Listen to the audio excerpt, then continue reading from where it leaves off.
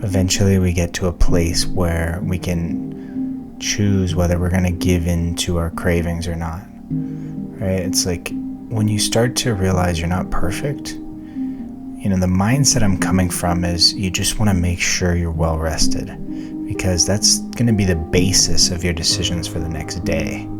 And once you're well rested, you can, cut back on the amount of decisions that you're making in a day. Here's a useful metric. If you can prioritize sleep, this is something I learned from the guy who does Blueprint. He said he stops eating meals at noon. And the reason why is because he was trying to get his target resting heart rate below 50 when he goes to bed at 8:30 p.m.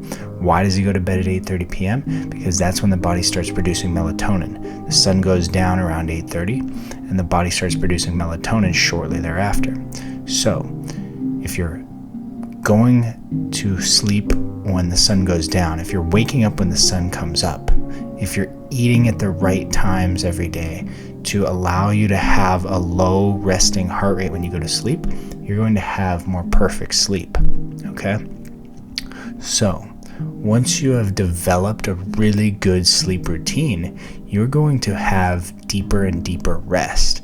That REM sleep, that deep sleep that your body is craving, is going to allow you to make better choices, right? It's going to give you more decision-making capability. It's going to fortify your willpower so that you can make better choices, but not only better choices, it's going to give you more creative output, more ideas, more ability to take action on things.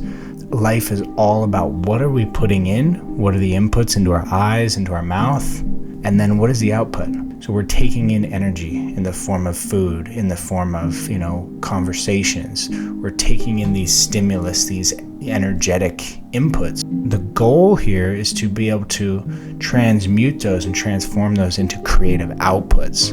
What type of work are we doing? How are we moving our body? What physical actions are we taking? If we can get into a very, very creative space where we're just getting lost in the process, we're obsessing over quality, forgetting about how much we're putting out or how much we're getting back, just getting lost in the process of creating, because the secret to life is giving.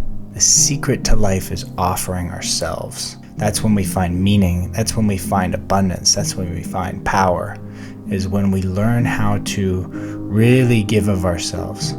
So I want to challenge you to connect with other people, right? Instead of isolating yourself and trying to create from that space of like, I'm going to make all the money, I'm going to have all the glory, I'm going to do what I need to do. It's really about, where two or more are gathered. Can you get into a mastermind with people who share similar values? Can you find ways to make deep connections this week where you're just creating for the sake of creating? Get into serving other people. Give what you have to offer.